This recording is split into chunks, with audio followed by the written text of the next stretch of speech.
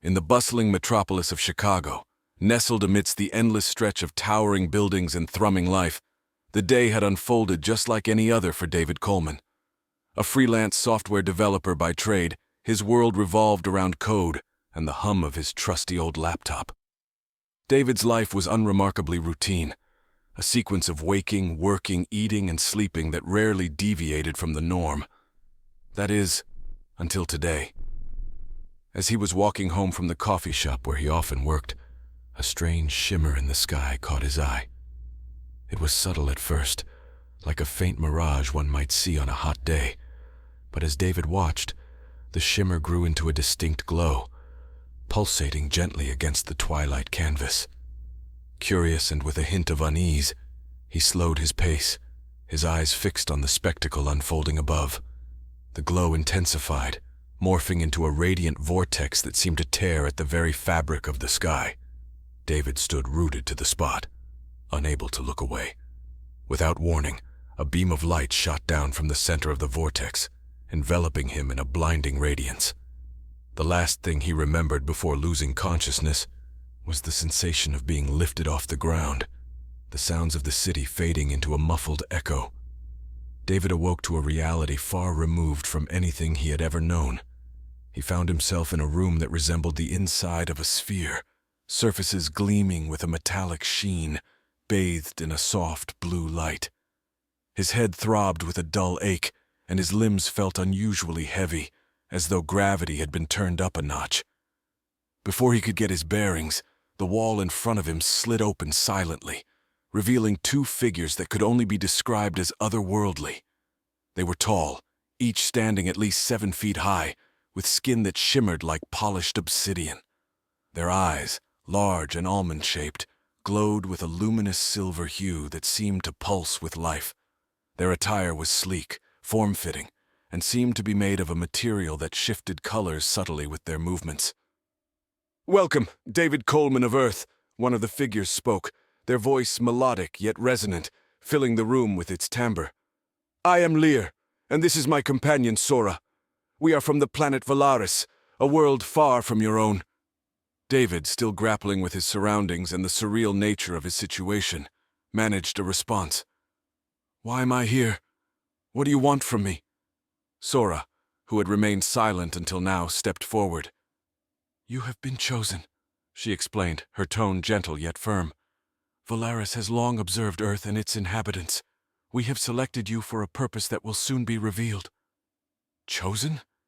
David's mind raced with questions and a growing sense of dread. Were they going to experiment on him? Was he a prisoner or worse, a specimen to be dissected? Lear seemed to anticipate his fear. "Fear not, David Coleman. You are not a prisoner, nor will you be harmed. You have been brought here to fulfill a role that is of mutual benefit. You will serve as a liaison between our worlds, helping to bridge our cultures and technologies." Serve? The word echoed ominously in David's mind. It sounded perilously close to slavery, albeit dressed in nobler terms. As if reading his thoughts, Lear continued, "Your service will be rewarded. You will gain knowledge and experiences that are beyond the reach of most beings. This is an opportunity, David, one that many would covet." David wasn't sure if he should feel honored or terrified. As the reality of his situation sank in, he realized he had little choice in the matter. He was light years away from home, in the hands of beings whose capabilities were beyond human understanding. "I understand," David finally said, his voice barely above a whisper. "What happens now?" "Now," Sora replied, smiling with a warmth that reached her eyes, "we begin. There is much to learn and even more to share. Welcome to your new life, David Coleman." And so, David's journey began, not with a bang, but with a quiet acceptance of the unknown that lay ahead. David found himself swiftly integrated into the daily rhythms of Valaris, a planet that defied every notion of physics and biology he had known on Earth. The Varolian technology was advanced to the point of what would be considered magic back home, with devices that manipulated gravity, controlled the weather, and harnessed the energy of stars. His first few days were a whirlwind of orientation and assimilation. Lear and Sora introduced him to the basics of their technology, machines that interface directly with the user's neural pathways, allowing for intuitive and instantaneous operation. David marveled at the seamless blend of technology and nature as cities floated in the sky, unbound by the planetary surface, moving with the celestial dance of moons and asteroids around Valaris. He was given a place to stay, a dwelling among the clouds that resembled a sleek, modern apartment, complete with amenities that catered to his every need. Here, surfaces morphed to his preference. Meals were crafted from synthesized nutrients that mimicked any flavor or texture, and views shifted to display any scene from Valaris's diverse ecosystems. One day, as part of his liaison duties, David was taken to a high council meeting. Here, the leaders of Valaris discussed their interactions with other planetary systems, their exploration missions, and how they managed their resources so efficiently that scarcity was a concept left to history. David's role was to absorb and later disseminate this knowledge, acting as a bridge for potential future exchanges with Earth. During this meeting, he learned about the ethos that guided Valerians, a philosophy deeply rooted in balance and sustainability, aiming for harmony within the universe rather than dominance over it. This was a stark contrast to the earthly struggles with war, pollution, and inequality, making David question not only his past life, but the future of his own planet. After the meeting, Sora took him to the Hall of Echoes, a place where Valerians commemorated their history and stored the collective knowledge of their civilization. The hall was a vast, circular library, echoing not only with the literal whispers of the past, recordings of historical events played softly in the background, but also with the figurative echoes of ages gone by. Here, David was introduced to the memory stream, a device that allowed Valerians to experience historical events as if they were present.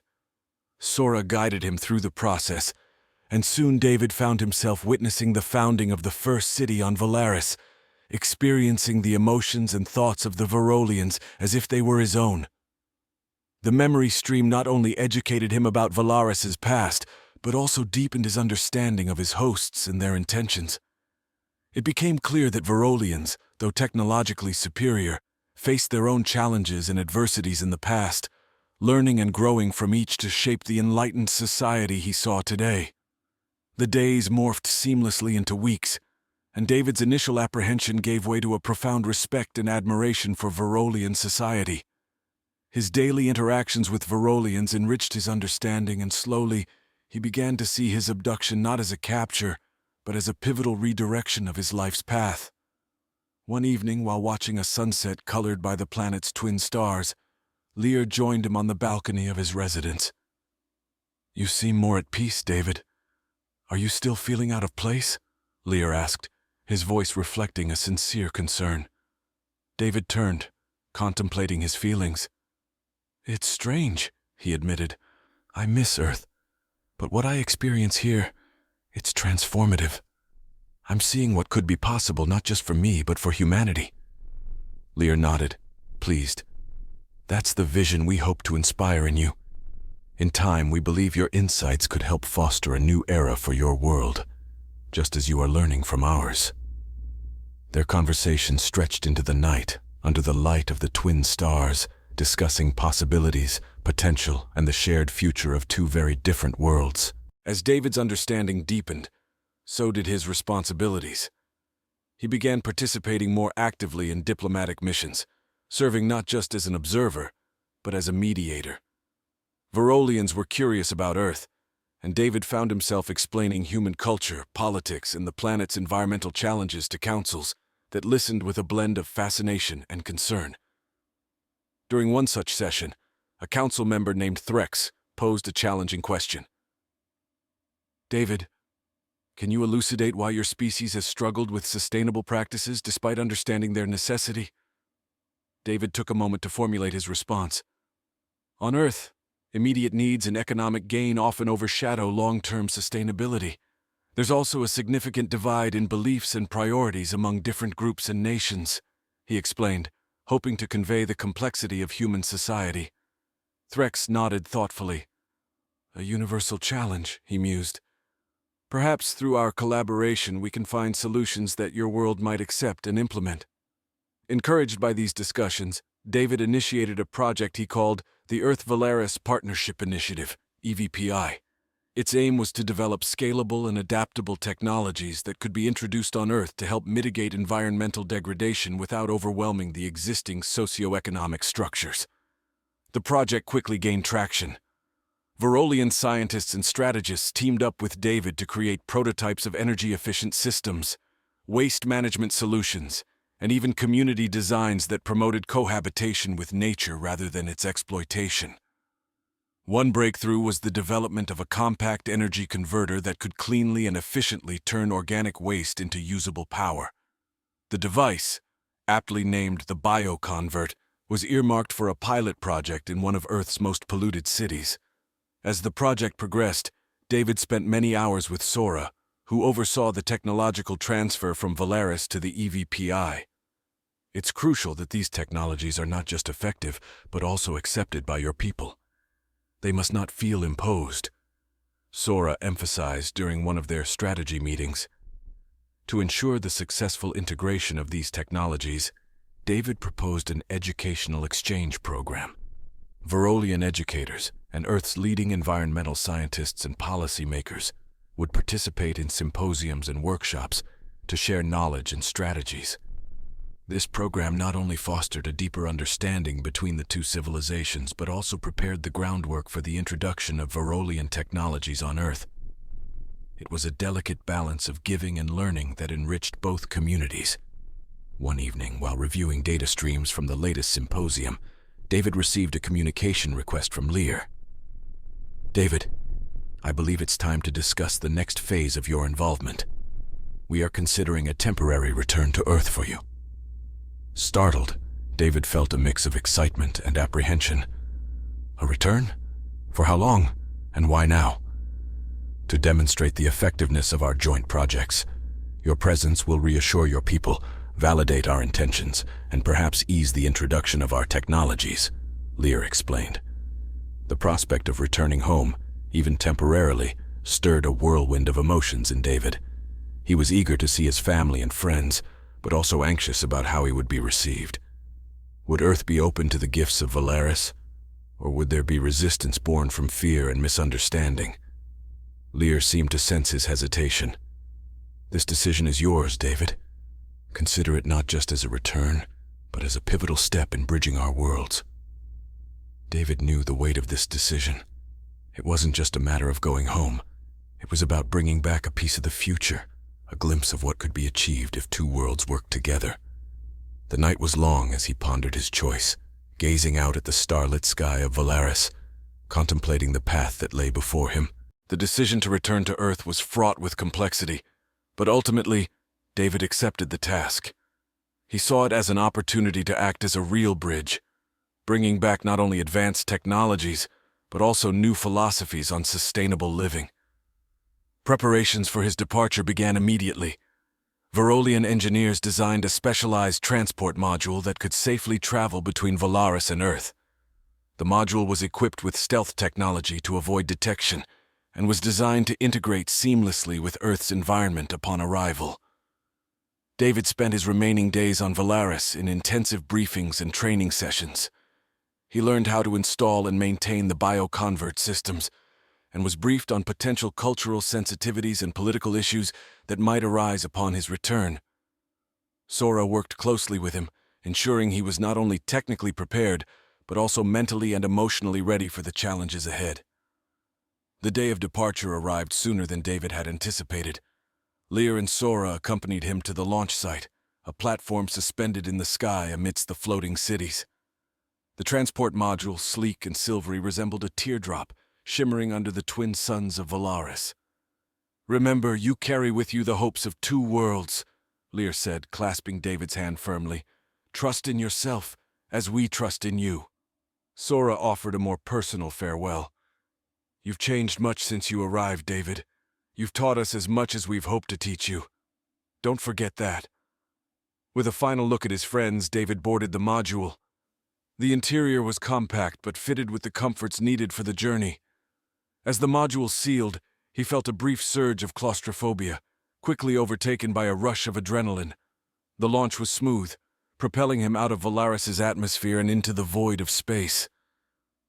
The journey back to Earth was less eventful than his abduction had been, primarily because David was awake and could monitor the progress on the onboard systems.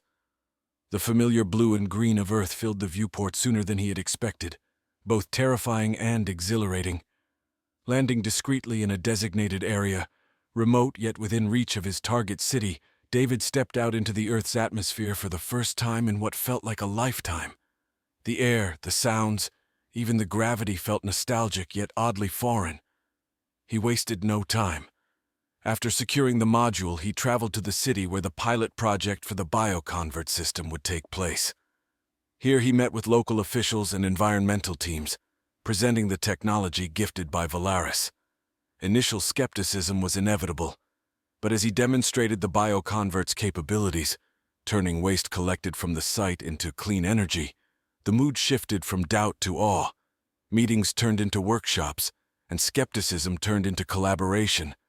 David found himself at the center of a growing network of enthusiastic supporters. However, not all were convinced.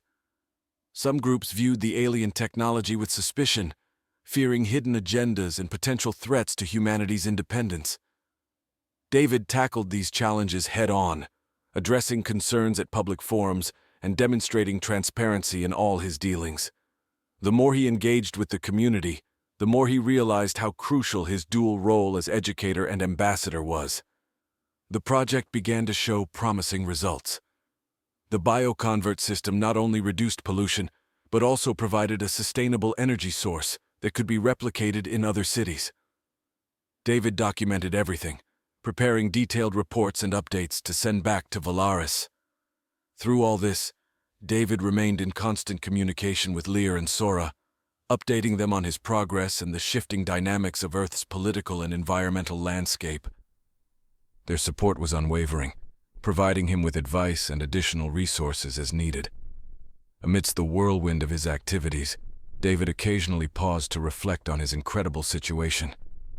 He was a man living between two worlds, belonging fully to neither, yet integral to both. In these moments of reflection, he realized that his mission was more than just technological transfer. It was about sowing the seeds of a larger, more profound change. As the pilot project gained momentum, David noticed the ripple effects of his work extending beyond technological solutions. Conversations around the bioconvert systems often sparked broader discussions on energy policies, environmental accountability, and the future of planetary stewardship. He found himself invited to speak at universities, think tanks, and international conferences, where he shared his unique insights from Valaris and their model of sustainability. During one significant symposium on global sustainability, David unveiled the Valerian philosophy of harmonic progression, a principle that prioritized technological and societal advancement while maintaining an absolute balance with nature. The concept was met with mixed reactions. Some viewed it as a utopian ideal, too far removed from the practical realities of Earth's diverse and conflict-ridden societies. Others, however, saw it as a beacon of hope, a possible pathway to a more sustainable and equitable world. Amidst his growing public engagements, David maintained a rigorous schedule of testing and refining the bioconvert systems. Success stories from the initial site led to increased interest from other cities. Each successful implementation helped to allay fears and build trust in the technology. Yet the challenge was not just logistical or technical, but deeply cultural and political. Resistance came from powerful quarters, including fossil fuel lobbyists and politicians wary of alien influences on Earth's economy and sovereignty.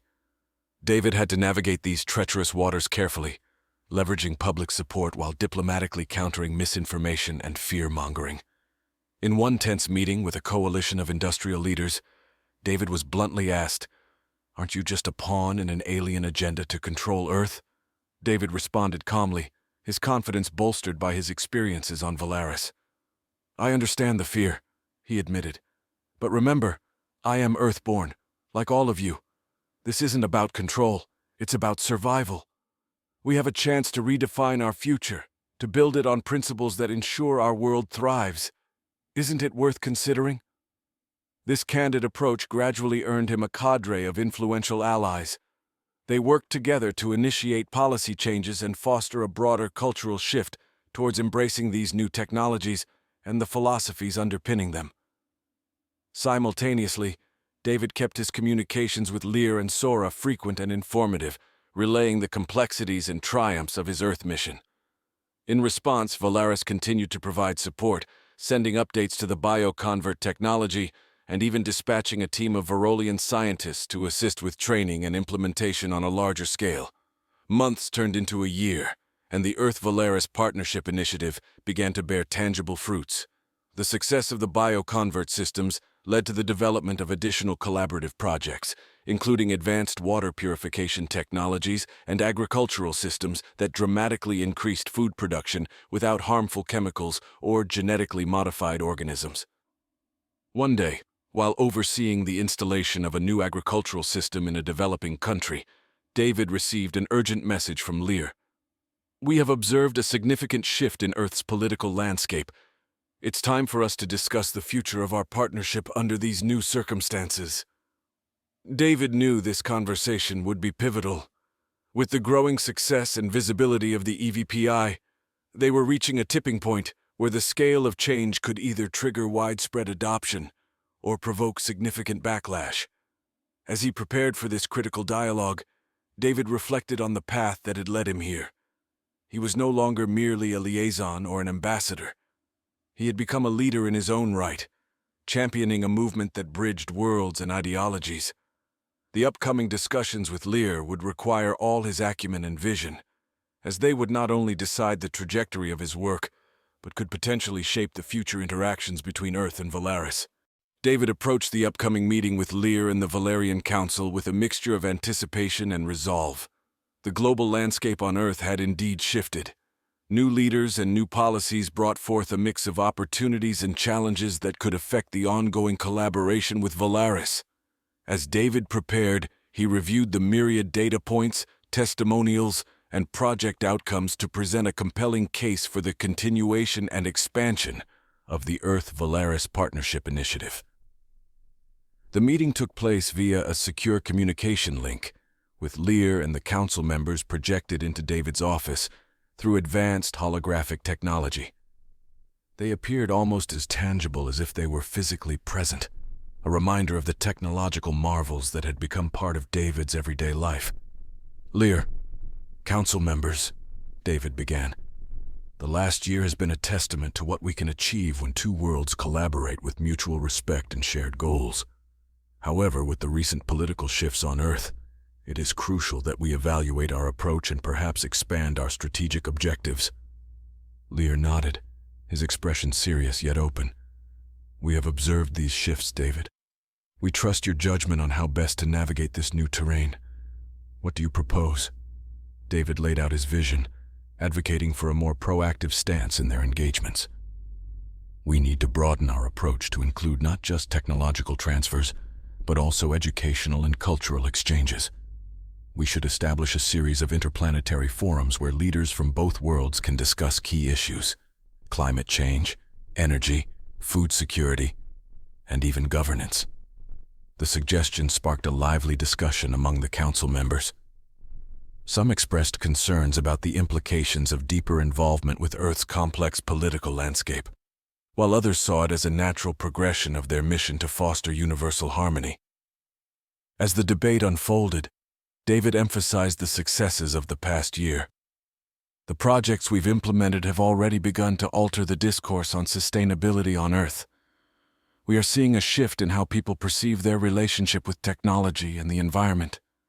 This is the time to deepen those impressions, to solidify them with broader cultural and educational interactions." The council agreed to consider David's proposal, setting a provisional plan to explore these new initiatives. They entrusted David with the task of laying the groundwork, recognizing his unique position and proven expertise as the bridge between their civilizations. Feeling a mixture of relief and responsibility, David thanked the council and ended the meeting. He sat back, contemplating the road ahead. The tasks before him were daunting but also exhilarating. He had proposed an ambitious plan, one that would require careful, nuanced handling to bring to fruition. Over the following months, David worked tirelessly. He established the first interplanetary forum, which was held in a virtual space that accommodated participants from both Earth and Valaris. The forum addressed critical topics such as renewable energy sources, ethical governance, and technology sharing, fostering a dialogue that was both challenging and enriching. Simultaneously, David initiated a cultural exchange program, inviting artists, scholars, and thinkers from Earth to visit Valaris and vice versa. These exchanges were broadcasted globally, capturing the imagination of millions and painting a picture of a united interstellar community. Through these forums and exchanges, the barriers between Earth and Valaris began to blur. Ideas flowed freely, seeding change that extended beyond the original environmental and technological projects. The partnership became a beacon of hope, a symbol of what could be achieved when diverse worlds embraced their differences and worked together towards a common good. As David watched this unfolding tapestry of cooperation and shared dreams, he realized that his role had evolved far beyond what he had ever envisioned. He was no longer just a mediator. He was a pioneer, helping to lead humanity into a new era of interstellar partnership and understanding. The path was set, the foundation strong, and the future, once uncertain and frightening, now promised new horizons filled with endless possibilities.